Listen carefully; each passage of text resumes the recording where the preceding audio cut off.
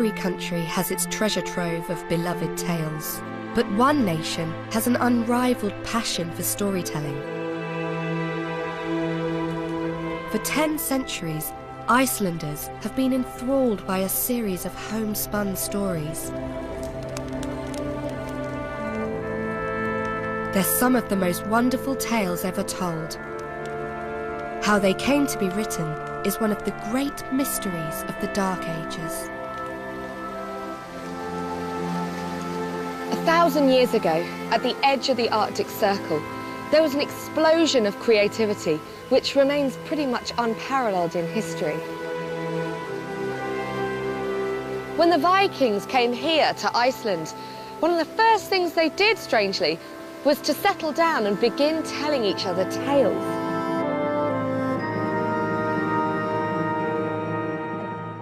These sagas, as they're now known, are some of the greatest stories ever told. They're haunted by ghosts and plagued by witches. Mighty heroes ride to the rescue, wielding magical swords. The sagas captivated audiences 10 centuries ago, and they're still entertaining millions of people today. They're about money and sex and, and death. And this is just, the essence of good story, sex and death. This is probably the greatest book ever written. This is magnificent story. Both has everything good novel is supposed to have. She has love and battle and great poet and everything. It's everything in there. The sagas are not only great works of fiction, they're based on the lives of real people, and they challenge many of the stereotypes of the Viking Age. They reveal the power Scandinavian women wielded. They were explorers and colonizers. They may even have written some of the sagas. Iceland's ancient tales also had a profound effect on us. The sagas influenced many of Britain's greatest writers and inspired some of our most treasured stories.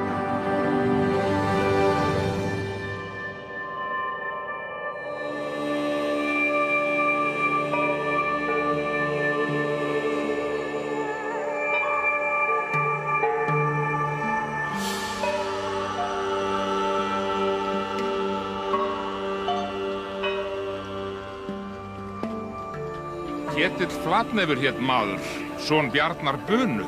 Hann var hersirríkur í Noregi og kynsæll. Á ofanverðum dögum Ketils hófst ríki Haralds konungs hárfagra. Svo að engir fylkiskonungar þrifust í landinu fyrir honum, né annað stórmenni nema hann eitri nafnbóndum þeirra. Þetta varð að ráði, því að syni Ketils fýsti mjög fararinnar og enginn mælti í móti. This is how great stories begin.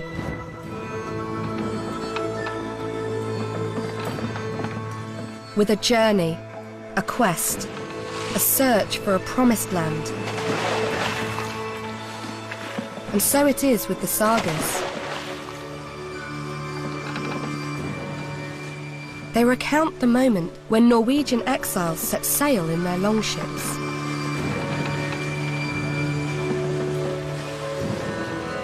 They defied the wild oceans to found a brave new world.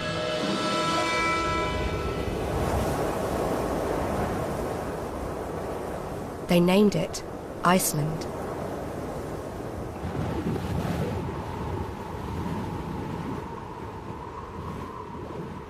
I wonder what the first settlers here in Iceland thought when they arrived. It's the least likely of promised lands, certainly the strangest place I've ever been to. It feels primeval, like a woolly mammoth should come lumbering along the horizon. There's nothing growing here, there's no trees or crops. And under the ground there's no iron ore or gold. And yet these hardy pioneers didn't just turn tail and sail off in their longboats. They stayed and tried to create something out of this extraordinary landscape. And what they created was truly magical. Words. Það læt ég þá Á ofanverðum vetri þeim fæddi Frilla Höskuld Sveinbarn. verði þeim manni Var að þangað fara. kallaður. Guðrún var kvenna vænst uppóks á Íslandi, bæði að ásjón og vitsmú. Hann var mikið leiddur og vel farinn í andliti. Svo í Hann var manna best eygður og ljós litaður. Til skemmtanar er á Íslandi, þá þú situr á tali við Ingibjörgu konungsýslu. Iceland is where Europe ends and the Arctic begins. It's more than 700 miles northwest of Scotland, remote, far-flung, isolated. But when it comes to the world of words, this country has always been one of the centres of literary activity. 1 in 10 Icelanders is a published author, and this love of letters began long ago with the writing of the sagas. I think all modern Icelandic writers, they have their background in this, one way or the other. During the centuries, we didn't have any universities, no academies. And we didn't have many types of arts. No architecture, no theaters, no music, no opera, no sculptures, no ballet, of course. Maybe if you look at our history, this is the only thing that we have ever been good at. It's writing stories and telling stories.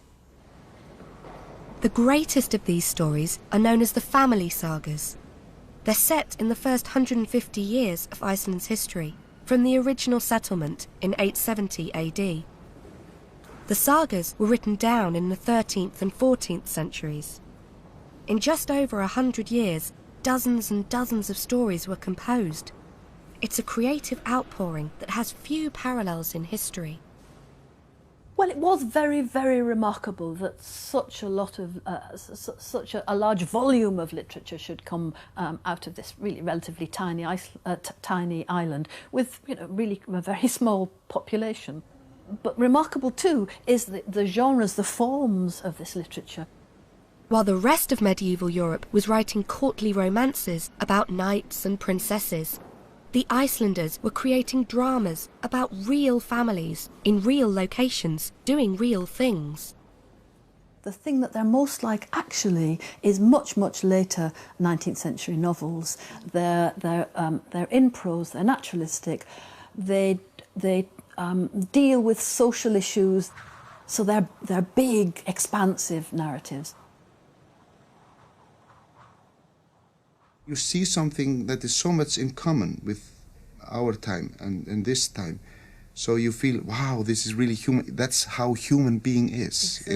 You get something like, we have not changed. In a way, I know this. It's like peep into a hole, into a past and say, they're doing the same thing. They are, of course, in essence, always about a very primitive thing. They are about the inner circle in human action. About, lust and power and fight, and they're about, the glue that binds us. Out of the many sagas that were written, 4 or 5 are classics, but there's one in particular that's always intrigued me. We all love a good story, but who'd have thought when you're flicking through a book at bedtime or lying reading on the beach that this is where it all began? One of the first great works of fiction. The pages may be blackened by the passage of time, but despite being over 700 years old, the story still leaps out at you. It's got everything a good book needs: love and lust, violence, betrayal and revenge. It's called Laxdæla Saga, and in my opinion, it's the greatest of the Icelandic sagas. Laxdæla means Salmon River Valley, and it's in the rich farming and fishing country of northwest Iceland that the story takes place. The Laxdæla Saga charts the fortunes of the families who settle in the area. It follows their triumphs and tragedies over several generations. The love affairs, the blood feuds, the marriages, the murders.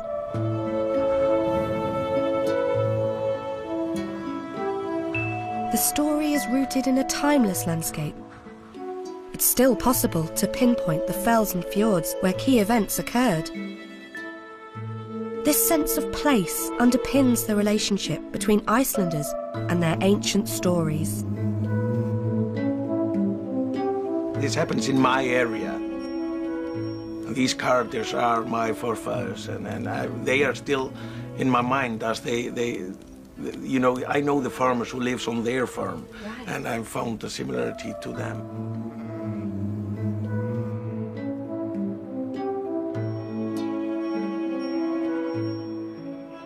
I don't think we have so much changed since this time. We are still the same farmers as we were in these days. And I almost imagined myself when I was, for example, taking sheep down from the mountains. I was sometimes thinking about these things that they have done. I'm in the same steps as they were, and they were there and there and there.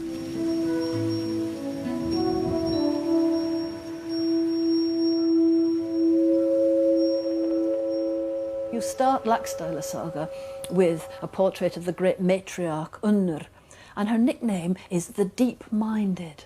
What does the deep-minded mean? Clever, wise, with a huge memory, philosophical. What a wonderful epithet. What a surprising, maybe, epithet for a woman in a saga, the deep-minded.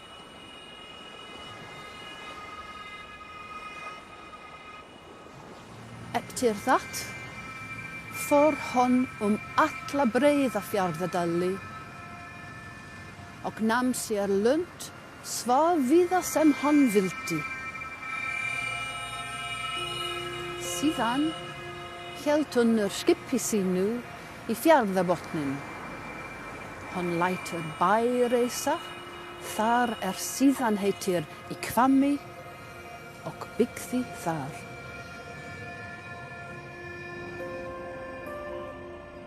Many of the characters in the sagas are real people. The moments of high drama can be traced to genuine historical events. And few moments are more dramatic than the discovery of a new land. So who are the first settlers in this area then? That was Auður, the deep-minded, Auður Djúpúga, as we call it on Iceland. She came sailing up this bay and had settlement over there by the other end of the bay. She settled there on a farm called Hvammur. So it was a woman? It was a woman, yes. Ah, tell me a bit about her then. She was, she probably came here in the year of 892. She came from Scotland. What happened is that her husband went into battle there and he died. And she had to go away with her crew, and she established a crew on her boat, made the boat ready, so nobody was supposed to know it, and then she sailed away from Scotland. She was, what you should say, running away from there, but that was a magnificent that a woman could do that on those days. So the first settler in this area is a woman, yeah. And she's Scottish. Yes. And she's able to control a boatload of men. Yes. And then what happened when she got here then? She settled down in this farm called Hvammur, and what she did is that she gave her crew, all the men got independency. They lived here in this area, in the Dalasýsla area. We can imagine that she must have been at least a very big woman, very big-minded. You know, can imagine that she must have been very clever, and she must have been very fair. She was fair to people. She gave everybody with her. So she must have been, as you say, very big woman in mind. She must have been a great woman. Wonderful, gosh. And she earns the title, and the Deep-Minded. Yes, yes. It's a very apt one, isn't it? It tells a lot about her.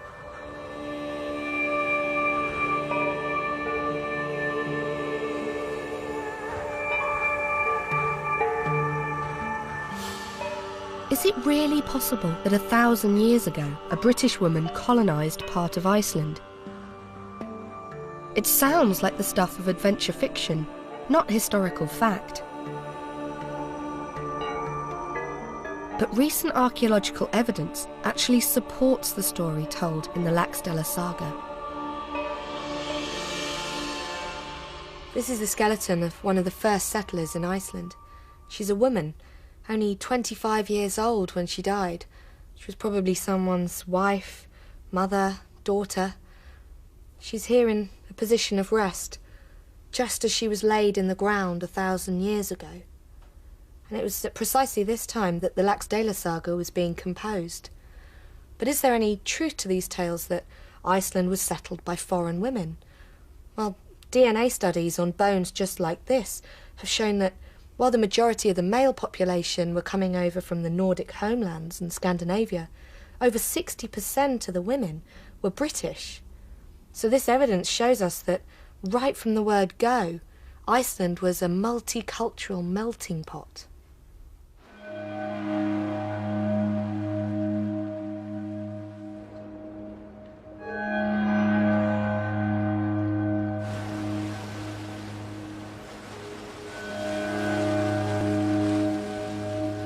The story of Un the Deep-Minded shows us how close the links were between Iceland and the British Isles.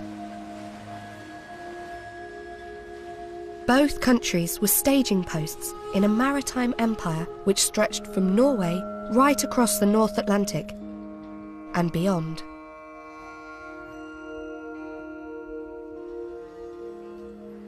Here we have a collection of silver coins discovered in Iceland and dated to the turn of the first millennium. But what's really remarkable about this collection is the majority of coins are English.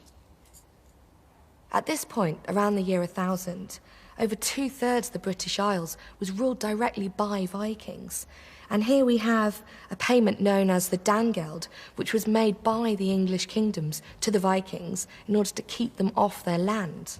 But we've also got coins here from Germany and Arabia and the Middle East, which shows that the Vikings were also raiding, trading and settling right across the known world.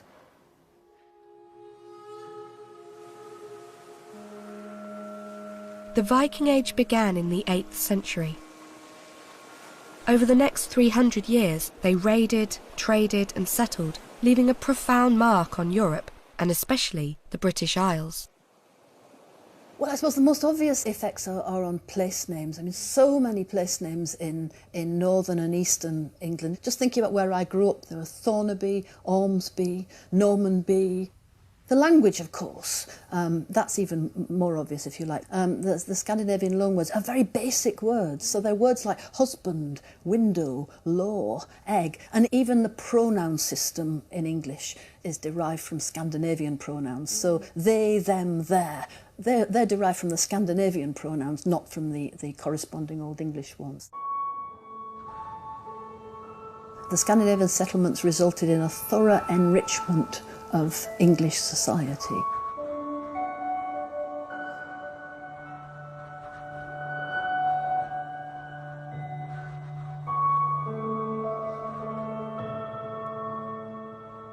The Vikings who settled Britain had to fit in alongside other people. But the Scandinavians who sailed to Iceland found an uninhabited land. Here, the Vikings had to build a new nation from scratch, and what they created was unique for the Dark Ages.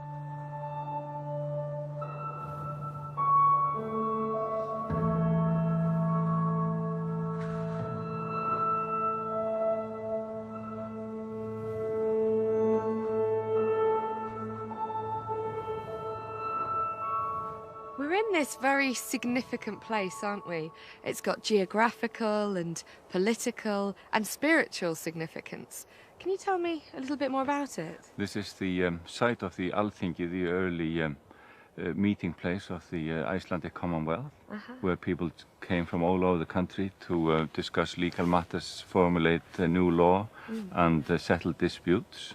So history more or less happened in this location.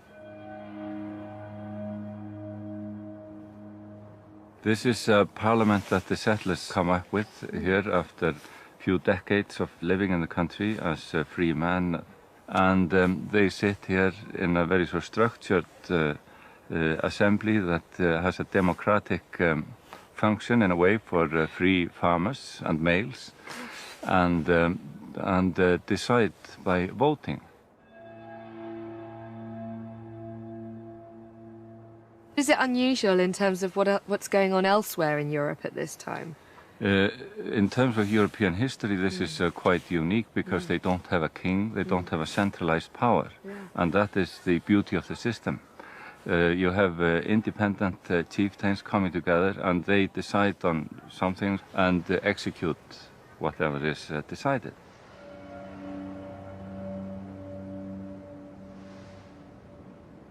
Icelanders set up a nation from 870 onwards, and they set up a parliament and they set up a legal system. I mean, in a way, I think perhaps that the outpouring of literature that you get in Iceland, this huge flowering of not just sagas but also unique kinds of poetry, I think maybe that was part of being a new nation, that you had a terra nova and you didn't only settle that and build it up as a nation socially, you also inscribed a kind of literary culture.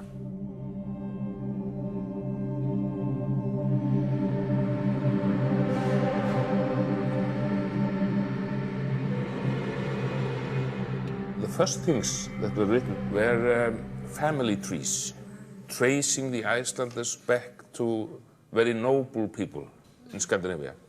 And I think one of the reasons they did this may have been that there were rumors in our neighboring countries about the people that moved to Iceland in the years around 900 or 1000 were mostly antisocial elements. Thieves, fugitives, murderers, people that didn't survive around civilized people. So maybe the first reaction was when they had this alphabet and could write down, they were building these family trees saying that this was the most noble people, because all Icelanders, they can trace their roots back to kings and queens and even Odin and Thor and so on.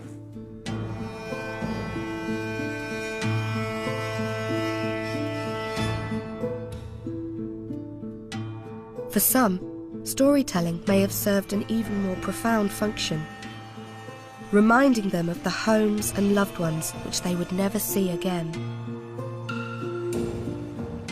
While a few British women, like Anne the Deep-Minded, chose to settle in Iceland, others were brought by force. One of the next characters we meet in the Laxdæla saga is a concubine. Today, we'd call her a sex slave. She's been abducted from Ireland. Her name is Melkorka. Most of the women, they were bought either in slave markets in Scandinavia or brought directly from the British Isles, mostly from Ireland. Of course, when they came here, they became a part of the population, and the male culture, the Scandinavian male culture, became dominant, the language and so on. But they had an experience for generations of telling stories in their own language and even writing books in their own language, the Celts, the Book of Celts and so on. There's something really interesting taking place in Icelandic literature then. You've got this male population with the oral tradition of storytelling, combined with this influx, this exodus of women coming from Britain. So the Celtic influence could be this idea that you take that literature and then write it down, preserve Absolutely, it. absolutely.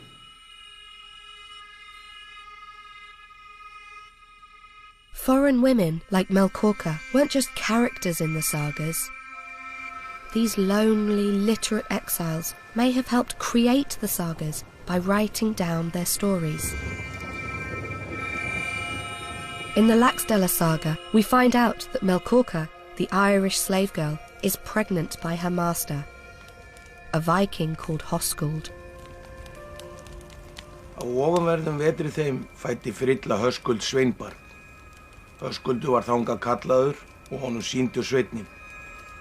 Þótti honum sem fleirum, hann hefði ekki vænna barn séð eins né stórmannlegra. Höskuldur var spurður hvað sveinninn skyldi heita. Hann bað sveininn kalla Ólaf. Ólafur var afbragð flestra barna. Höskuldur lagði mikla ást við sveininn.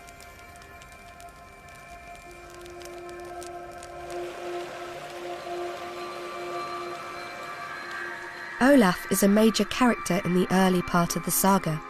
He's kind and wise. He marries and raises a family.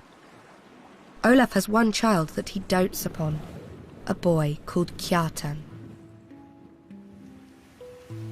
Hann var allra manna fríðastur þegar þeir fæðst hafa á Íslandi. Hann var mikið leiddur og vel farinn í andliti. Hann var manna best eygður og ljóst litaður. Mikið hár hafði hann og fagurt sem silki og lokkar fjallu með. Mikill maður og sterkur.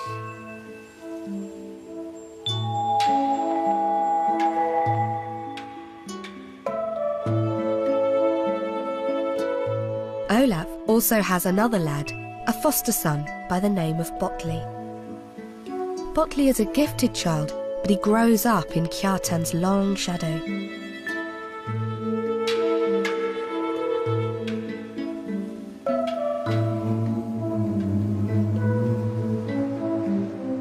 Olaf's family and farm are flourishing. All is going well. Rather too well, of course. It's at this point that a new and sinister character enters the story.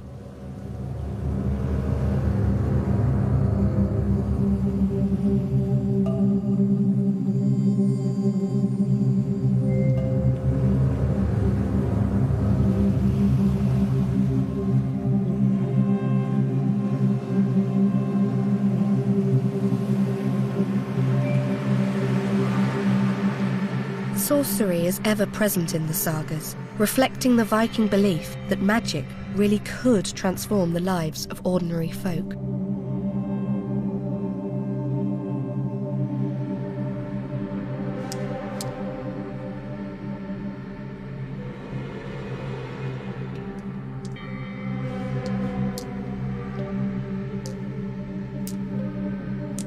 Minni mæðu fríðu frá, fjandi óttabundin. Aldrei skuli fundin. Today, we modern people, we often look at magics as some kind of superstitions. It's difficult for us to understand it because we live in another time and perhaps in another world in a way. But for them, that was a real thing. They knew that they could achieve something by doing some rituals, and with that they could affect the world around them, both in good and bad ways, of course. In a way, it was very much practical magic to let the cow milk more. Magics to let the grass grow faster. And therefore people had some kinds of magics that could help them to look more positive in the coming days and have extra power to survive.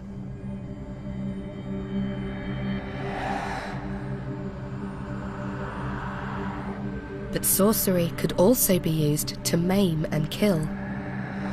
For Vikings, curses were weapons of malign magical power.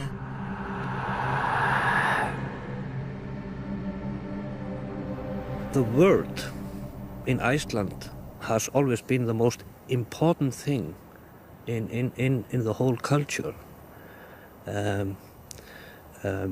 People believed that if you had the power to control the language and put the words in out of your mouth in the right order, then it could give you actually more power.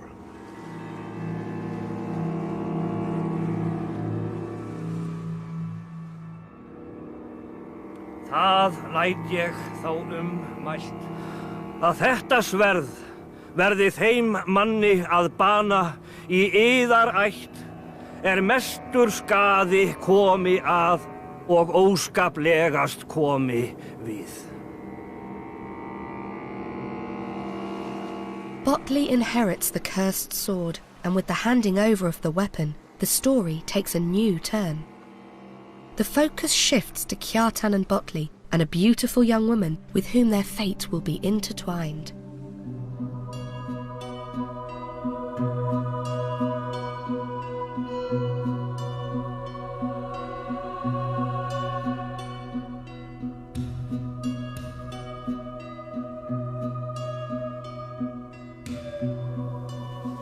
Guðrún var kvennavænst uppóksu á Íslandi, bæði að ásjónu og vitsmönnum.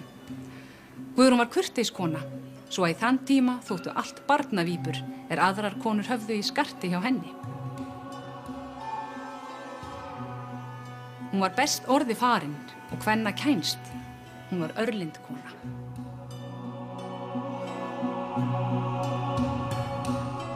There are many leading ladies, but towering above them all is Gudrun, a complex and tempestuous beauty.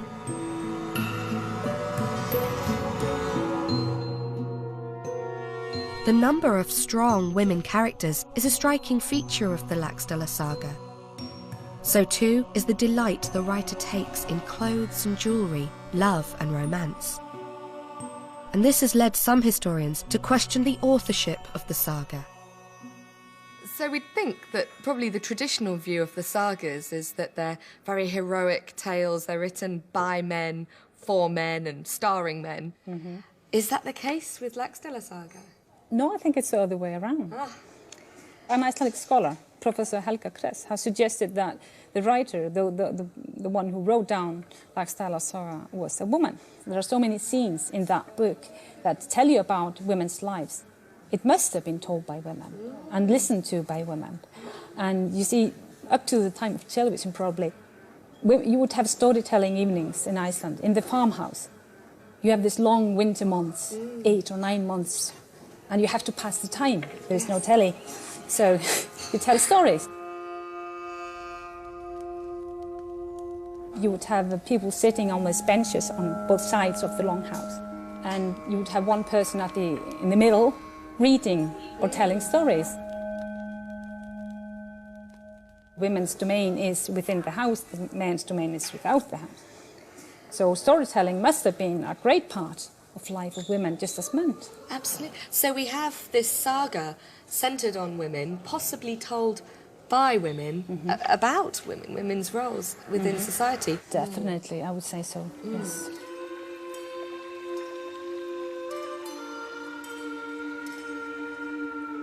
This is the site of one of the greatest romances in all of Icelandic literature. It's the hot spring at the tiny hamlet of Laugar. Laugar is Gudrun's home, and it's at this spa that Kjartan and Gudrun begin their courtship. Gudrun falls passionately in love, but Kjartan is a true Viking. He's consumed not by love, but by lust. Wanderlust.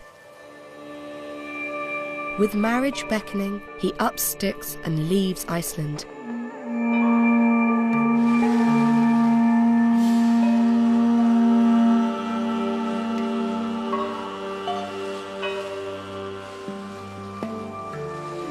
Kjartan and Botley sail away to Norway. They arrive in Scandinavia at a pivotal moment in European history. Take a look at this amazing little object. This man just oozes character. He's got a flamboyant moustache, deep, penetrating eyes, and really strong features. He's wearing this conical hat, and he's sitting on a chair, holding a very weird-looking object. But when we take a closer look, you can see that the hat is in fact a crown. He's seated on a throne, and the object could be either an upside-down crucifix or the hammer wielded by the pagan god Thor as he creates thunder. This wonderful little man encapsulates the moment when the Viking world has one foot in the pagan past and one in the Christian future.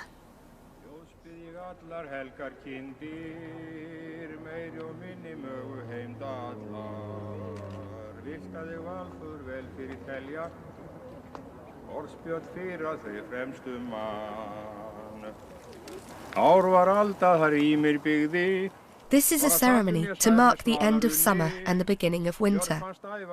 It's the last remnant of a once mighty faith, the religion of Odin and Thor, Norse paganism.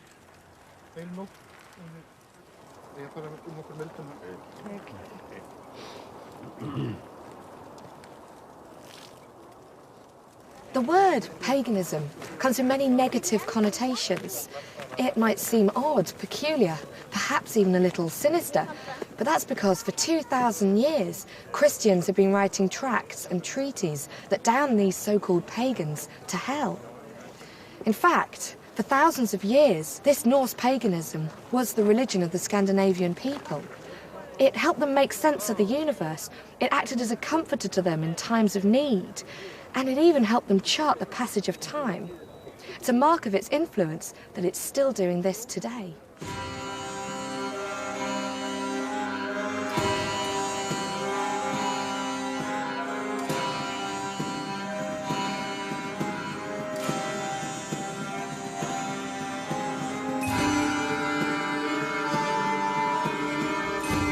A 1,000 years ago, this ancient religion was under attack from a new crusading faith, Christianity. The man who was driving the conversion of the Vikings was Olaf, the King of Norway. Were there reasons then for converting to Christianity? What were the benefits? It was basically joining the European Union. Basically the same thing. Right, so it was trade? Yeah, it was trade, because the markets were closing down. We could no longer do trade with England because they would not accept pagans. And for a period of years, people could do what they called prime signing, which was basically crossing yourself before you did commerce. But that was no longer accepted. Denmark was basically very strongly Christian. Norway had become Christian after a long bloody battle. Sweden was about to become Christian. So it was basically, everything was closing down. So it was a very practical business decision.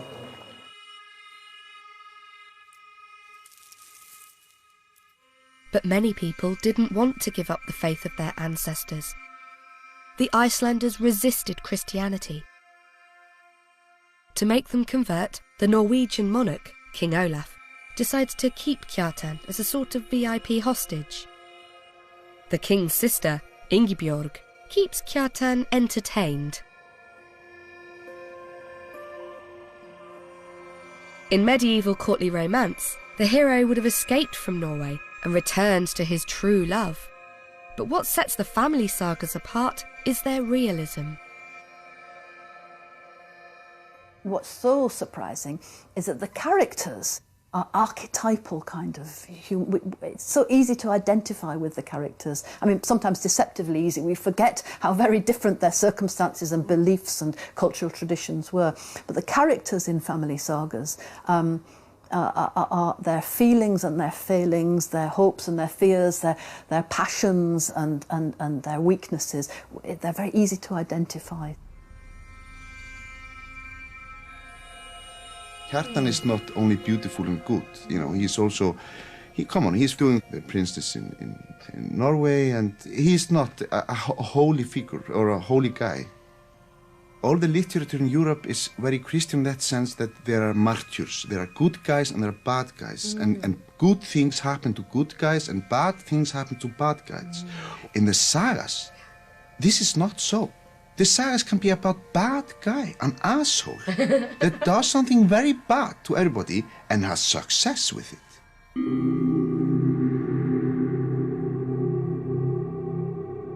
Kjartan is happy to stay in Norway, but Botley wants to go home. Before he leaves, he criticises Kjartan for the way he's treating Gudrun. Nú ég búinn til ferðar og myndi ég bíða þín í næsta vetur ef að sumri væri lauslegra þínar ferðir en nú. En vér þykjumst hitt skilja að konungur vill fyrir enga muni þig lausan láta. Og höfum það fyrir satt að þú munir nú fátt það til skemmtanar á Íslandi. Þá þú situr á tali við Ingibjörgu konungssystur.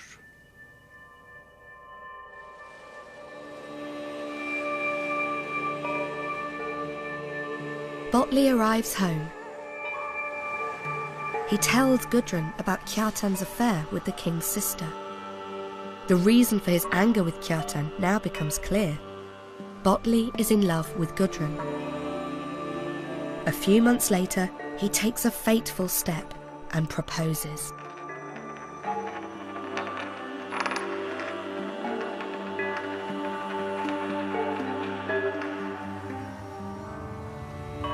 In the year 1000, Iceland finally converts to Christianity. Kjartan is free to return home. He brings with him a wedding gift, a priceless headdress for his fiancée, Gudrun. Kjartan has the bridal gift, but not the bride. He marries another woman, but he's consumed by what he sees as a double betrayal. There were regular feasts in the area, so the two couples, Botley and Gudrun, and Kjartan and his new wife, couldn't avoid each other. Whenever they met, Kjartan publicly humiliated Gudrun, and he spurned Botley's attempts at reconciliation. With each slight, the hatred grew. The precious headdress that was supposed to have been Gudrun's was now the property of Kjartan's new wife, and this headdress became the focus of the feud. One particular feast, the headdress goes missing. Everyone suspects it's Gudrun's doing. If she can't have it, then no one can. With the destruction of the headdress, Kjartan's pent-up fury explodes. He barricades Botley and Gudrun in their home, cutting them off from the toilets which are outside. He's deliberately inflicting maximum humiliation.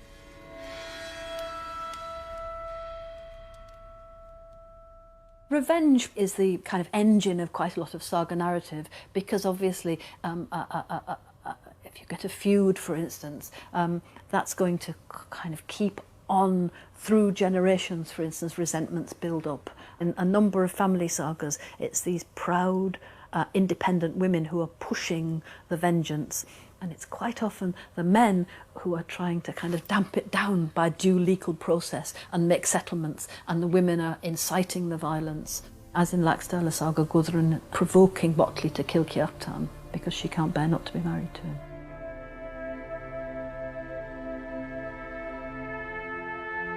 Goaded on by his wife, Botley and his men ride out to confront Kjartan.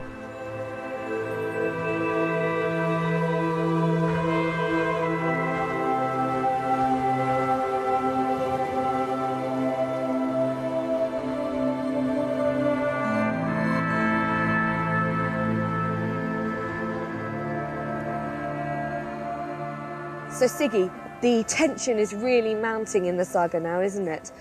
Gudrun has goaded her brothers and Botley to ambush Kjartan. And then what happens? This is the place where everything happened. Kjartan was coming from this direction with his friend. He was coming from Sörbær, and Botley and the brother of Gudrun, they came from this direction. And probably they picked up this place because the valley is slimmiest here.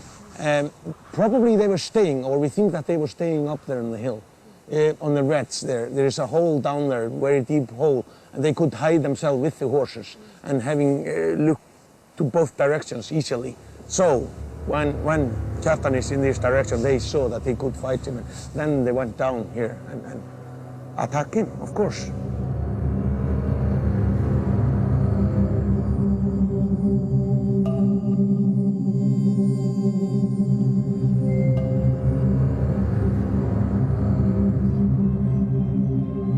They were attacking him, 3 or 4, attacking one person. So it must have been a lot of noise with weapons. They were 3, 4 attacking one person, lot of sweat, probably some blood because Kjartan was punishing them a little bit with his sword, and it was a bad sword. So you can imagine that he got tired, for example. You can imagine that it was a lot of high breathing, and they were tired.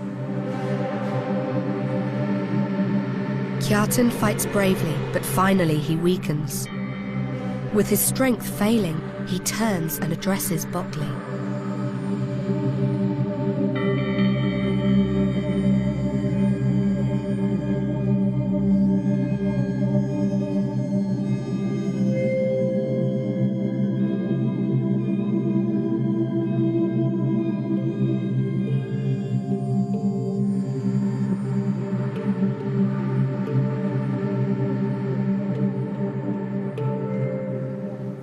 það læt ég þá mælt.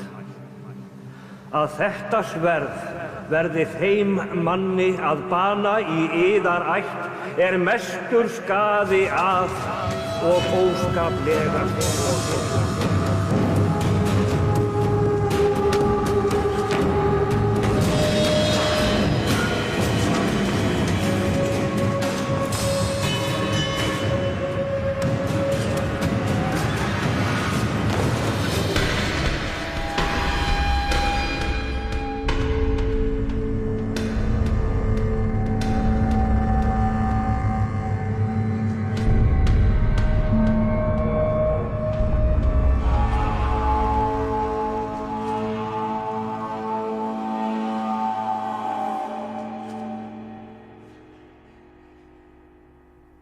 Enginn veitti Bolli svör máli kjartans, en þó veitti honum banasár. Bolli settist þegar undir herðar honum og andaðist hjartan í knjám Bolla. Iðrast Bolli þegar verksins og lýsti vígi á hendur sér.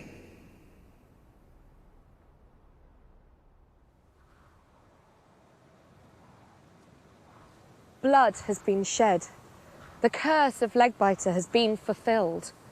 All this sorcery and violence and vengeance has led to this, a bloodied corpse lying on the ground. Botley has killed his brother and his best friend.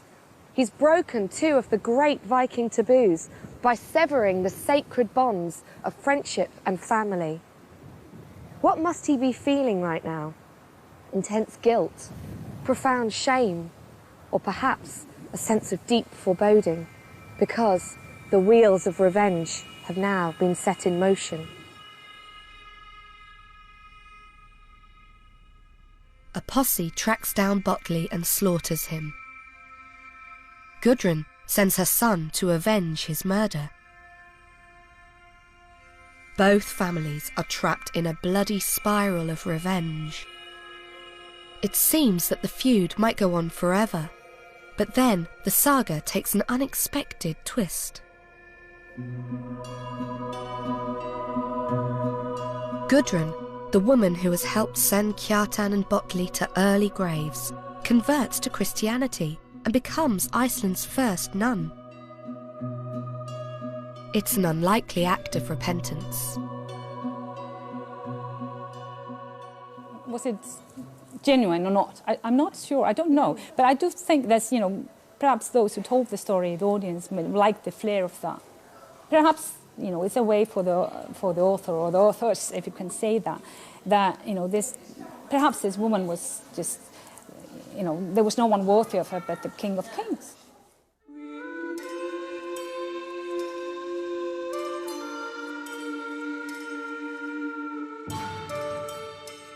Gudrun's repentance sent out an important social message.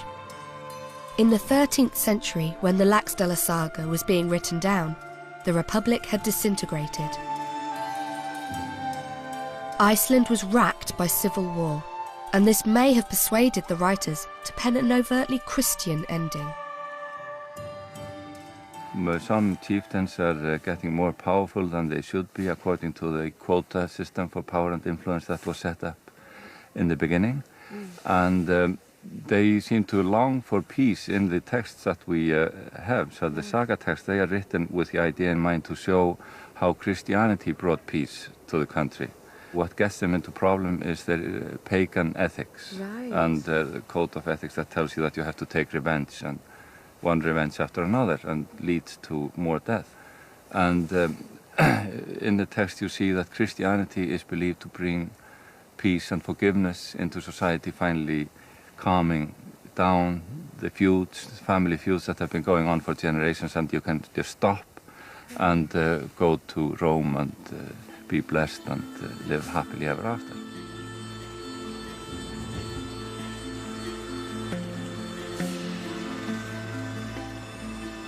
Peace came in 1262, but at a heavy price. The Icelanders were forced to accept the rule of the Norwegian king. It was the prelude to centuries of suffering. Things went downhill for the Icelanders.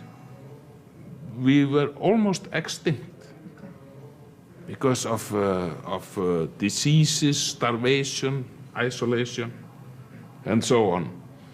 And at that time, maybe one of the reasons that we survived, the few who did, was because they had this mythology based in the literature. We were taking all our courage and all our identity from the sagas. This was what we based our hope and ambitions on. Ironically, just when Iceland's pain was most acute, Britain was discovering the great stories Iceland had produced. In the 18th century, the sagas reached our shores. They had a profound influence on one of our greatest poets. I think it's a very, very big influence, actually, on Blake's work. I mean, perhaps one of the most characteristic things about Blake's poetry, and one of the most notoriously difficult things, really, is that he has created this huge and hectic mythological world. He's created a kind of alternative Blakean mythology. So many of Blake's poems contain elements derived from Old Norse myth. That's very significant, I think. By the 19th century, more and more writers were borrowing from Norse literature. Britain was hooked on the romance and heroism of the Viking Age. Victorian entrepreneurs, industrialists and explorers had a kind of fellow feeling with what they saw as the Viking achievement, that is the exploring, the white heat of technology, the new ships, the seafaring, the great ships of the Vikings, and that sense of independence and taking your fate in your own hands and getting ahead and so on.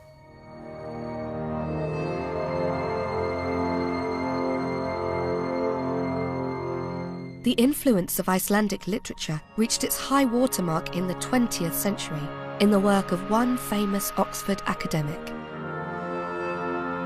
Tolkien taught Old Norse, Tolkien published on Old Norse, and Tolkien's imaginative world was surely shaped by his reading of Old Norse. And the Lord of the Rings, he definitely uses names that he's culled from his Old Norse reading.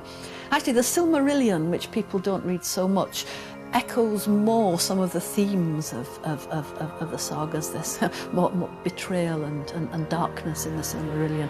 So I think Tolkien was really steeped in Old Norse literary culture.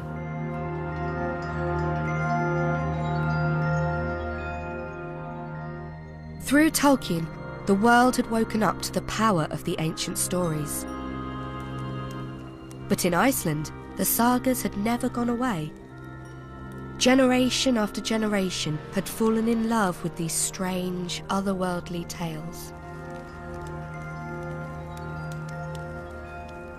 It's very unusual in Britain for people to read such old literature and find it exciting still. Why is it the sagas are so exciting? Just the drama and the action, you know. A girl can't choose who he marries. If she wants someone and the brothers don't like him, they say no. And if he doesn't understand, they kill him. So I think it's the revenge and what they believe in. Because they believe in very strange things. Very strange things? What sort of things? Like when someone cheated on their wife, they like have to kill him and burn him, something like that.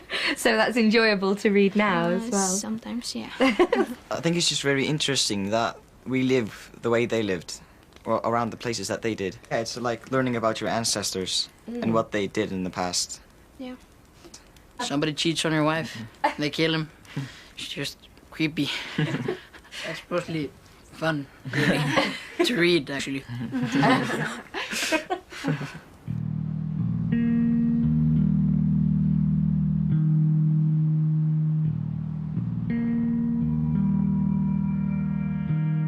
The sagas were written to help the Vikings make sense of a bewildering new world. 1 1,000 years later, they still serve the same purpose. As Icelanders come to terms with a country transformed by financial crisis, they're turning once more to their stories. Some years ago, we decided that we were the most brilliant international bankers of the world. It turned out to be not so good. A myth. Yeah, it turned out to be a myth. But we have 800 or 1,000 years of tradition of making literature. So, me, like other writers, we go back to the sagas to find our ideas for how to tell stories and even what to tell stories about.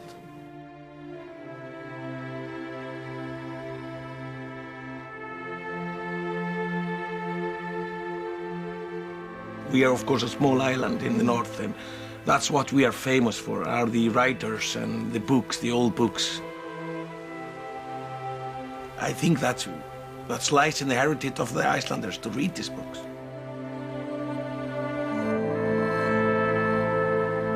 The language and the words and the poetry, that's what our culture is about, having control over the word and the language. So therefore the language for Icelanders, for example, is the most important thing in the whole world.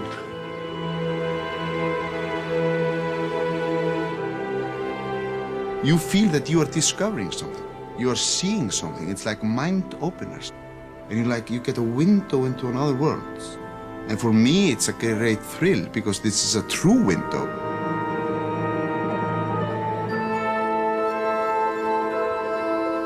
There is something about the backgrounds of the stories and just the magic of good story, how good story works. A good story becomes a classic because it works.